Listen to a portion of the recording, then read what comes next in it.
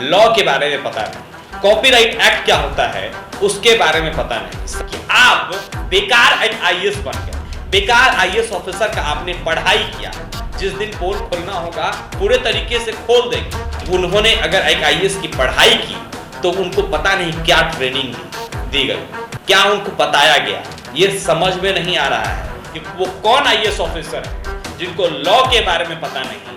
वो कौन IAS officer है जिनको कॉपीराइट एक्ट के बारे में पता नहीं, उन्होंने क्या ट्रेनिंग ली, सारी चीजों को उनका काला चिट्ठा इसी एनबीसी 24 पर खुलेगा दोस्तों। एक आईएएस ऑफिसर बनने के लिए न जाने कितना पढ़ना पड़ता है, दिन रात एक करना पड़ता है, न जाने किस किस दौर से गुजरना पड़ता है, लेकिन क्या फायदा। अब आप सोच रहे होंगे कि एक आईएएस ऑफिसर को लेकर हम इस तरह का बात क्यों कर रहे हैं कि उनको पढ़ने से क्या फायदा। आज बात करने के लिए मजबूर है, ये बात बोलने के लिए मजबूर है, क्या फायदा,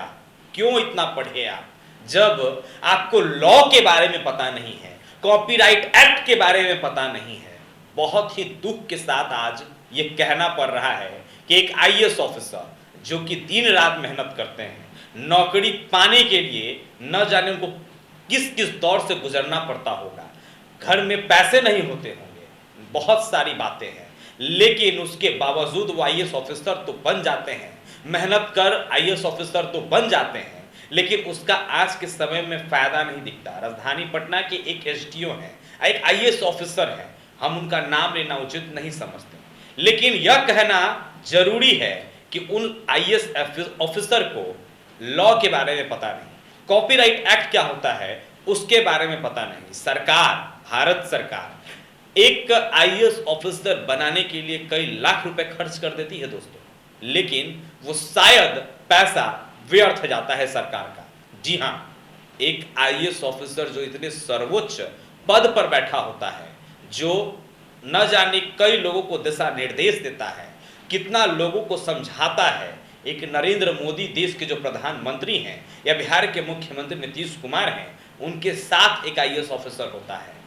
डीएम आईएएस ऑफिसर होते हैं, एसडीओ आईएएस ऑफिसर होते हैं, जो डीएम बनते हैं वो आईएएस ऑफिसर होते हैं, जो एसडीओ बनते हैं वो आईएएस ऑफिसर होते हैं, जो बिहार सरकार के प्रमुख सचिव होते हैं वो सारे आईएएस ऑफिसर होते हैं, जो प्रधानमंत्री के साथ रहते हैं या उनके जो अधिकारी होते हैं वो सारे आईएएस ऑफिसर होते हैं। लेकिन सारे आईएएस ऑफिसर को कहना उचित नहीं है, लेकिन राजधानी पटना की एक एसडीओ है जिनका नाम लेना उचित नहीं है, लेकिन उनके लिए ये कहना गलत नहीं होगा कि आप बेकार एक आईएएस बन गए, बेकार आईएएस ऑफिसर का आपने पढ़ाई किया, जिस दिन पोल खोलना होगा पूरे तरीके से खोल देंगे, लेकिन जिस आईएएस ऑफिसर को लॉ के बारे में पता नहीं, शायद वो इतने बड़े सर्वोच्च उच्च पद पे बैठना जो है उनके लिए बेकार है। देखिए, हम सारे आईएएस ऑफिसरों पर आरोप नहीं लगा रहे हैं, लेकिन राजधानी पटना के एक एसडीओ साहब हैं जो कि इतने बेकार हैं कि उन्होंने अगर एक आईएएस की पढ़ाई की तो उनको पता नहीं क्या ट्रेनिंग दी गई, क्या उनको बताया गया, ये समझ में नहीं आ रहा है। खैर, बहुत जल्द इसका खुलासा भी कर देंगे कि वो कौन आईएएस ऑफिसर हैं जिनको लॉ के बारे में पता नहीं, वो कौन आईएएस ऑफिसर हैं जिनको कॉपीराइट एक्ट के बारे में पता नहीं, उन्होंने क्या ट्रेनिंग ली, सारी चीजों को उनका काला चिट्ठा इसी एनबीसी 24 पर खुलेगा दोस्तों। एक बड़ी कहीं ना कहीं बड़ा सवाल है कि आईएएस ऑफिसर, सारे आईएएस ऑफिसर को एक आईएएस ऑफिसर के कारण गाली सुननी पड़ेगी, लेकिन गाली देना भी एक पत्रकार के लिए उचित नहीं है। हम एक पत्रकार हैं, अपनी मर्यादा हम नहीं भूल सकते, लेकिन वो आईएएस ऑफिसर को इतना जरूर कहेंगे कि आप एक बार फिर से अच्छे से ट्रेनिंग लेकर आए, कॉपीराइट एक्ट के बारे में जाने, लॉ क्या होता है उसके बारे में भी आप एक बार ट्रेनिंग ले लें तो आपके लिए ज्यादा बेहतर होगा, क्योंकि आप जैसे ही आईएएस ऑफिसर इस राज्य को बर्बाद करते हैं, जिस जिला में आपकी पोस्टिंग होती है उस जिला को आप बर्बाद करते हैं, क्योंकि आपको करना क्या है,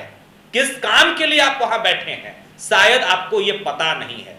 उस आईएएस ऑफिसर को बस मेरा ये एक रिक्वेस्ट कहिए या फिर जो कहिए, उनसे यही निवेदन है कि एक बार आप लॉ के बारे में पढ़िए, कॉपीराइट एक्ट क्या होता है और भी बहुत सारी लॉ में चीजें हैं जिसको आप जानिए। आपको जानना बेहद ही जरूरी है। आपके जैसे राजधानी पटना में कई ऐसे आईएएस ऑफिसर हैं, या राजधानी पटना छोड़ दीजिए, बिहार देश में कैसे बहुत सारे आईएएस ऑफिसर हैं जिनको लॉ की ट्रेनिंग दी जाती है। उनको